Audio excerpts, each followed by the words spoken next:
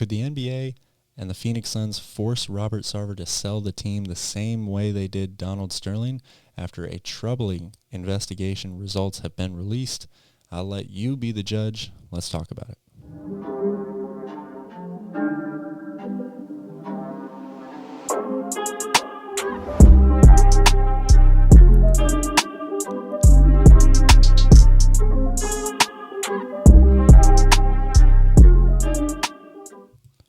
What's up, everybody? Welcome to Basketball at the Bar. My name is Calvin.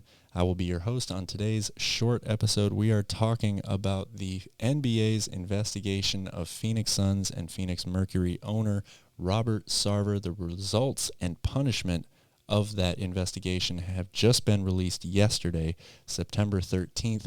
If you're unfamiliar with this story, ESPN last year, back in November, launched an article detailing racist and misogynistic behavior from Suns and Mercury owner Robert Sarver in the workplace, creating an unsafe and uncomfortable work environment.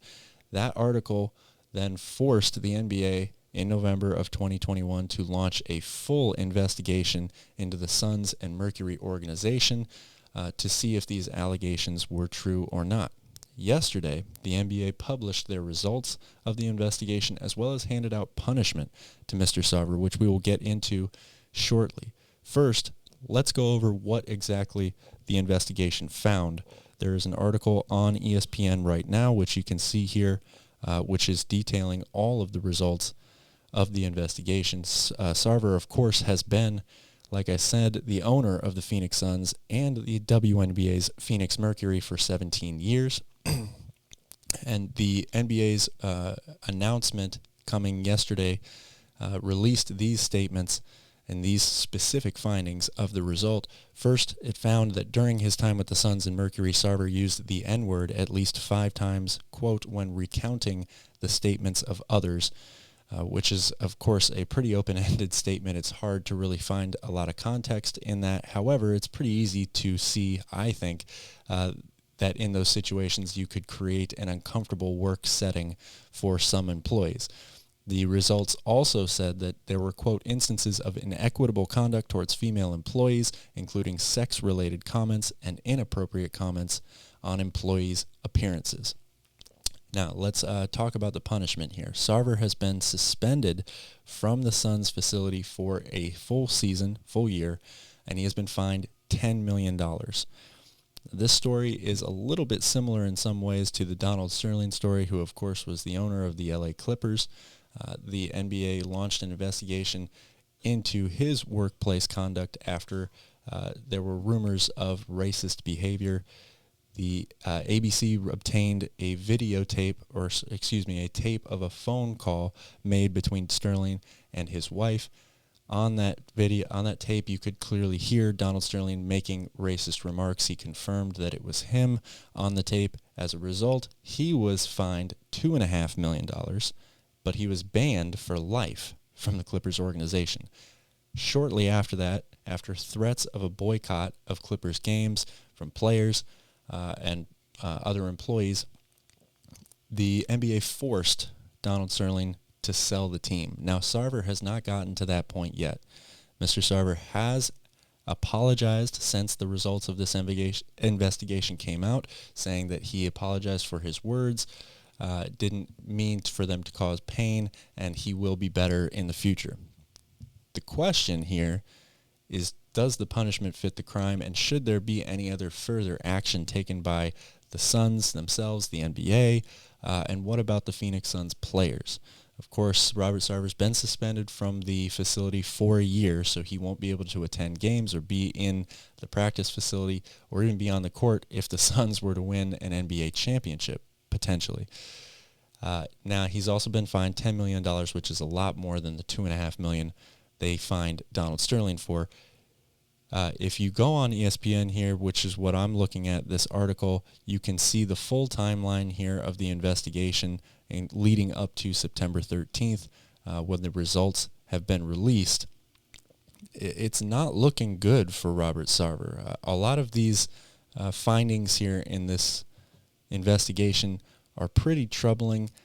even though the NBA has officially said, or excuse me, the law firm that conducted the investigation has said that these findings don't clearly point towards racist behavior, it's a pretty gray area, pretty fine line that Robert Sarver is walking here.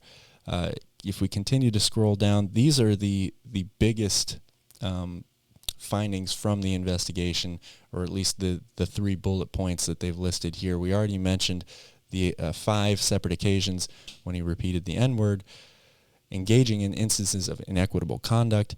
Now this is both towards women and men, about physical appearances of female employees and other women, and on several occasions engaged in inappropriate physical conduct towards male employees. And then finally, engaged in demeaning and harsh treatment of employees, including yelling and cursing at them. Now this last one, of course, I think is a little bit a little interesting, because we've probably all had a boss that yelled or cursed, whether it was directly at us or during work in one way or another. But when you compile this with everything else that they're saying in this result, it does not look like a fun or healthy work environment in Phoenix. The question is, does the punishment fit the crime? Donald Sterling, of course, was forced to sell the team.